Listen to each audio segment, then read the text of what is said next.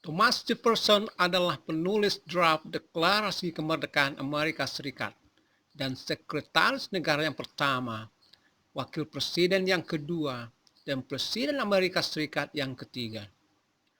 Dia adalah seorang filsuf dan pemimpin berjiwa negarawan yang terkenal cerdas dan bijak, yang membangun rasionalitas kehidupan bernegara dan berbangsa dengan sistem demokrasi dalam bingkai moral keagamaan.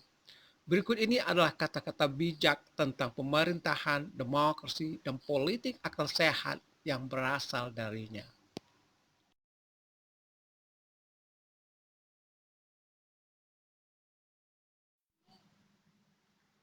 Bisakah kebebasan suatu bangsa dianggap aman ketika telah dihilangkan satu-satunya dasar yang kuat, yaitu sebuah keyakinan dalam hati dan pikiran orang-orang bahwa kebebasan ini adalah anugerah Tuhan, bahwa ia tidak akan dilanggar kecuali dengan murkanya.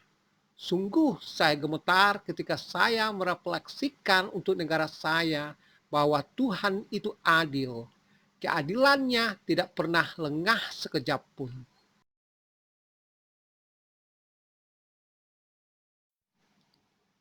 Di antara anugerah keberkahan bagi kita yang paling tak ternilai adalah kebebasan untuk menyembah Sang Pencipta dengan cara yang kita pikir paling sesuai dengan kehendaknya. Kebebasan yang dianggap di negara lain tidak sesuai dengan prinsip pemerintahan yang baik, namun terbukti dari pengalaman kita sebagai penopangnya yang terbaik.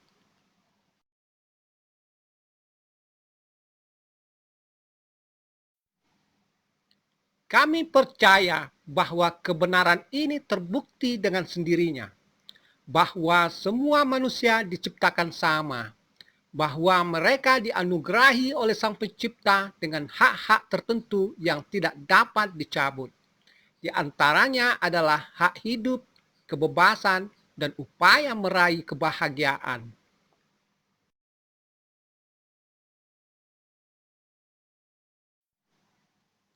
Tujuan utama kehidupan berpemerintahan adalah untuk melindungi kehidupan.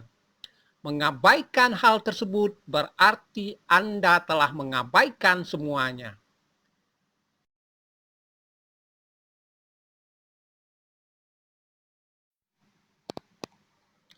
Saya menempatkan ekonomi di antara kebajikan pertama yang terpenting dan hutang publik sebagai bahaya terbesar yang harus dihindari dan ditakuti. Untuk mempertahankan independensi, kita tidak boleh membiarkan penguasa membebani kita dengan hutang yang tiada henti. Jika kita mengalami kondisi yang demikian, kita sudah pasti akan dikenakan pajak atas makanan dan minuman, dalam kebutuhan dan kenyamanan, dalam kerja keras dan dalam kesenangan kita. Jika kita bisa mencegah pemerintah menyia-nyiakan kerja keras rakyat dengan dalih melindungi mereka, maka rakyat pasti akan bahagia.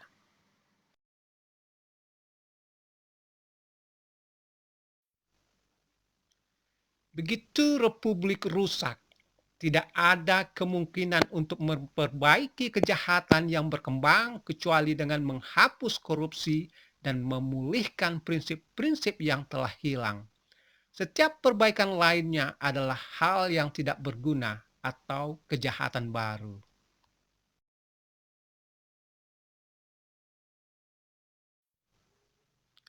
Manusia menurut konstitusi secara alami dibagi menjadi dua kelompok. Pertama, mereka yang takut dan tidak percaya pada rakyat dan ingin menarik semua kekuasaan dari mereka ke tangan kelas yang lebih tinggi. Kedua, mereka yang mengidentifikasi dirinya dengan rakyat, menaruh kepercayaan pada mereka, menghargai dan menganggap mereka sebagai yang paling jujur dan aman, meskipun bukan penyimpan yang paling bijak dari kepentingan umum. Di setiap negara, dua kelompok ini selalu ada, dan di setiap negara di mana mereka bebas untuk berpikir, berbicara, dan menulis, mereka akan menyatakan dirinya.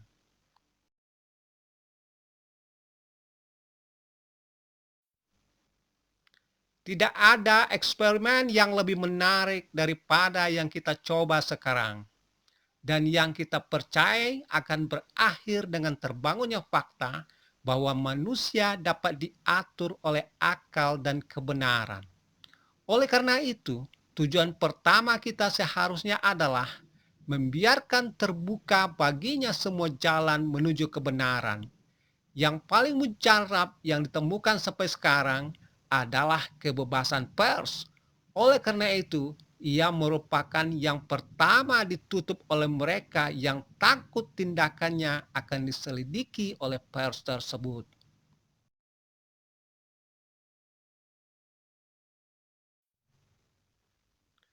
Pemilihan despotisme bukanlah pemerintah yang kita perjuangkan, tetapi pemerintahan yang seharusnya tidak hanya didasarkan pada prinsip-prinsip kebebasan dan kebenaran, tetapi di mana kekuasaan pemerintah harus begitu terbagi dan seimbang di antara lembaga-lembaga magistrasi.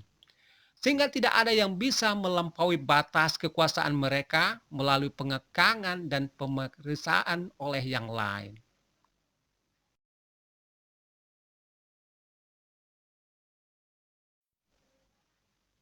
Institusi agama yang menggunakan kekuasaan pemerintah untuk mendukung diri mereka sendiri dan memaksakan pandangan mereka terhadap orang-orang yang beragama lain atau yang tidak beragama merongrong semua hak sipil kita.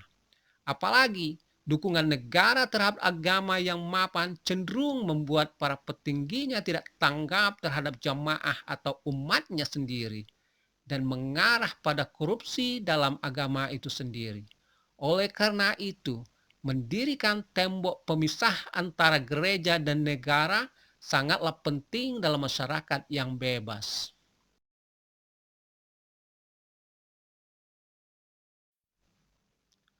Tuhan yang memberi kita kehidupan pada saat yang sama juga memberi kebebasan.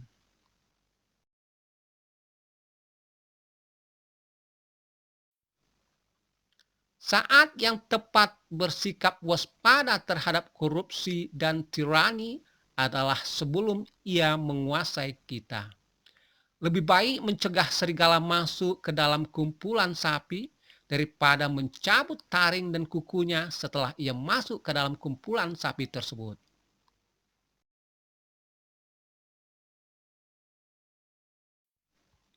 Kebebasan sejati adalah tindakan yang tidak terhalang dalam batas-batas persamaan hak dengan orang lain.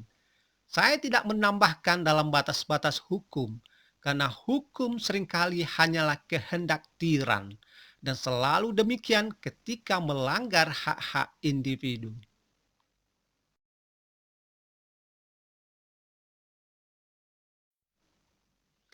Negara mana yang sudah berdiri 1,5 abad tanpa melewati pemberontakan, dan negara mana yang dapat mempertahankan kebebasannya jika penguasa mereka tidak diperingatkan dari waktu ke waktu bahwa rakyatnya memelihara semangat perlawanan, biarkan mereka mengangkat senjata. Obatnya adalah dengan menegakkan kebenaran sesungguhnya, memaafkan, dan berdamai dengannya. Apa yang ditunjukkan oleh beberapa orang yang gugur dalam 1 atau 2 abad, pohon kebebasan harus disegarkan dari waktu ke waktu dengan darah para patriot dan tiran. Itu adalah pupuk alaminya.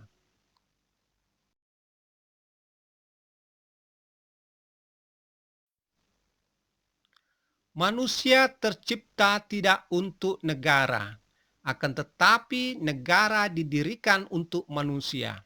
Dan ia hanya bisa memperoleh kekuasaan atas persetujuan dari mereka yang mendelegasikan kewenangan.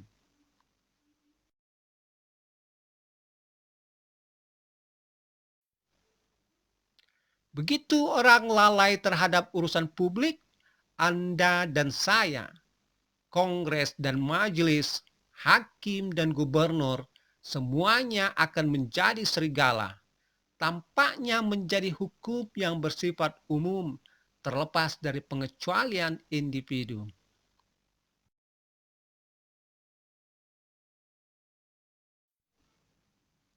Jika partai politik terbagi hanya oleh keserakahan pada jabatan, maka ikut ambil bagian di dalamnya tidak layak bagi orang yang berakal sehat atau bermoral.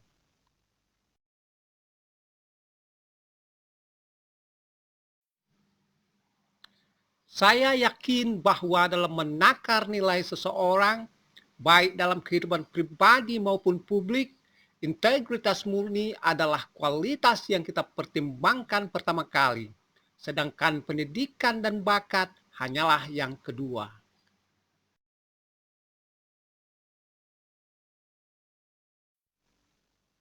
Semua otoritas adalah milik rakyat. Dalam masalah kekuasaan, janganlah lagi terdengar mempercayakannya pada seseorang, tetapi ikat dia dari kejahatan dengan rantai konstitusi.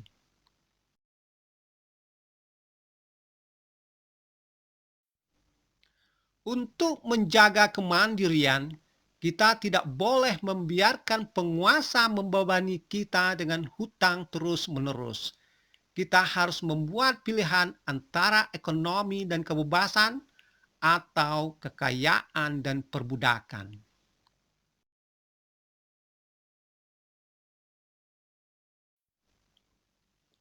Kami telah menghitung biaya dari kompetisi ini dan tidak menemukan sesuatu yang begitu mengerikan seperti perbudakan sukarela. Kehormatan, keadilan, dan kemanusiaan melarang kami untuk menyerahkan kebebasan yang kami terima dari nenek moyang kami yang gagah dan yang berhak diterima dari kami oleh keturunan kami yang belum berdosa. Kita tidak akan menanggung beban kesalahan terhadap keburukan yang dilakukan oleh generasi penerus jika kita memasangkan ikatan turun-temurun pada mereka.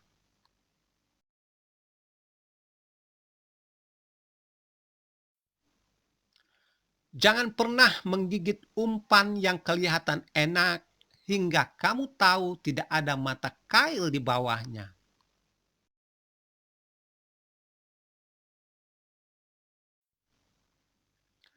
Dalam urusan mode atau gaya, berenanglah mengikuti arus. Namun dalam hal prinsip, berdirilah seperti batu karang.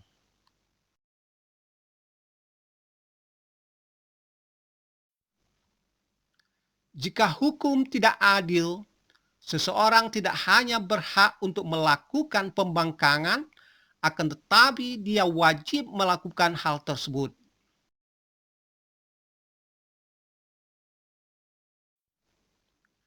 Saya tidak pernah menganggap perbedaan pandangan dalam politik, agama, dan filsafat sebagai alasan menarik diri dari pertemanan.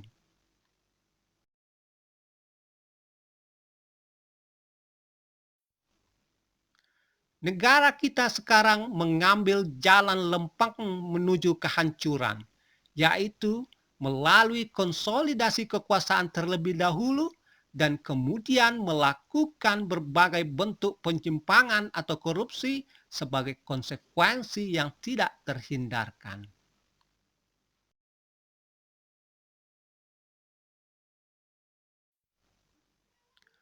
Pandangan keliru bisa ditolerir bila mana akal sehat dibiarkan bebas untuk memeranginya.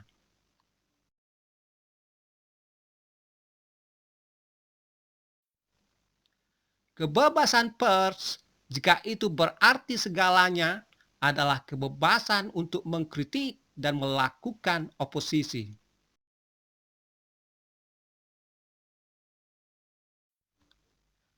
Pemerintah paling baik adalah yang paling sedikit mengatur atau memerintah, karena rakyatnya mendisiplinkan dirinya sendiri. Sedangkan pemerintah terburuk adalah yang paling banyak mengatur atau memerintah.